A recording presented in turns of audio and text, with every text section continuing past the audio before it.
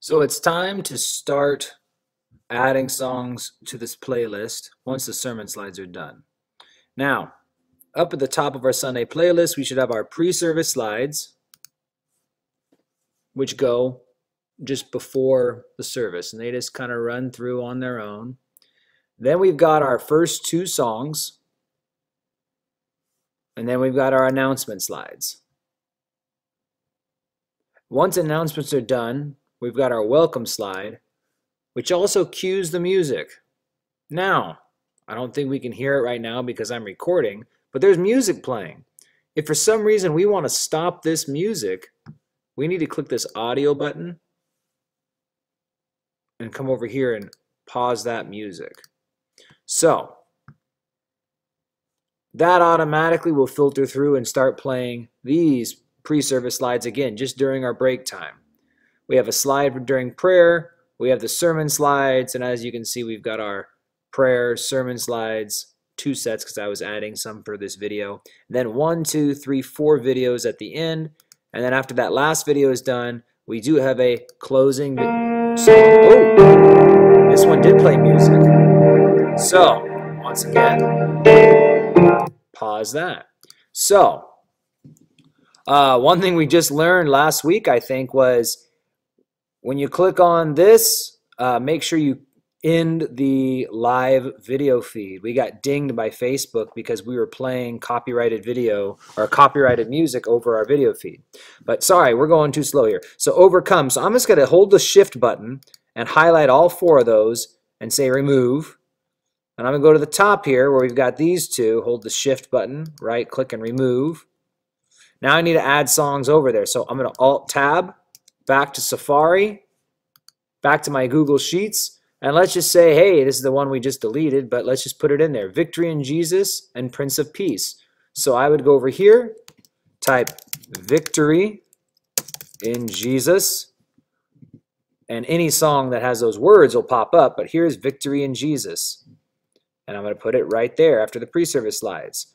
Now let's say we were doing our closing songs and I needed to get Here I Am to Worship. So I'm just going to type in the box, Here I Am to Worship. And that's going to go after Revelation or after the sermon slides. And I'd put the 2 songs here and the 4 songs there.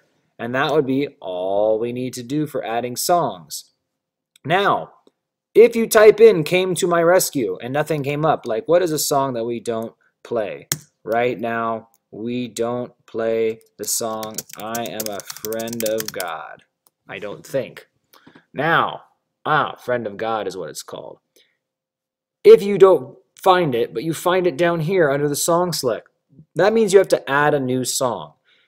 I will cover adding a new song in a different video. Now, all we need to do now is once we see that the song is up, I'm going to refer to my notes real quick to make sure I tell you everything you need to know. Confirm the correct arrangement. Confirm it has a stage display cue. Perfect. Well, this is the correct arrangement, and it does have a stage display cue. So, to start, arrangements.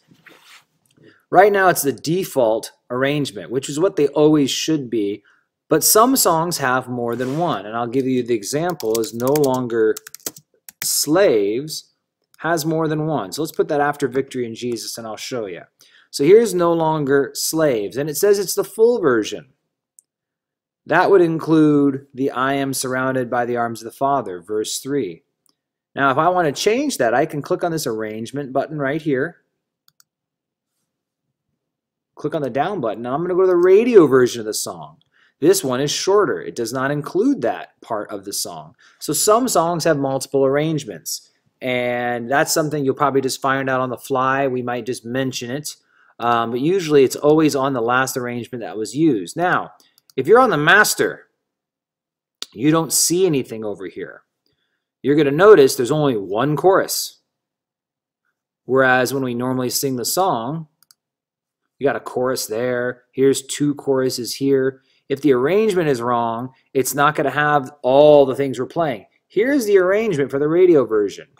Now, my suggestion is probably don't need to ever change that unless you're making a new song, or we just say, you know, you might just want to change the arrangement. And so verse 1, then chorus. Well, if we say, you know what, every time we play this song, we're just going to start with the chorus. I could grab chorus and drop it right there before verse 1, and forever it'll always be that way, saved under this radio edit, and I can just delete it right there. If we tell you, you know what, we're going to do a big instrumental here at the end. In fact, there's no bridge or background at the end, and I almost always have a background at the end of the song. So I'm just going to do that. I'm going to add a background right there. We'll call that good. Once we're done, we can close the arrangement window. Now, this little sign is for the stage display, and as you can see here, you can send me a message over it. I'm going to right-click, add a cue, stage display layout, worship. You just want to scroll by each song and make sure the background slide has that on it. And what that does is it changes our stage display so that it's set up for the worship team to see the songs the way we like to see them. Whereas I forgot this in the sermon one, but really the sermon slides, right-click, add a cue, stage display layout, sermon. Forgot to do that. So we should make sure that we do that. In fact, I can even go here to this one, and this is the best one, because then if you click on anything else, oh, usually it does it to all of them. I guess it's because I didn't duplicate it after. But there you go. So now I'll have to make sure that it's in the right stage display. Prayer has a different cue. It is in the announcements stage display layout. But there's how to put the songs in and how to set up the arrangement and how to make sure you've got that stage display cue going.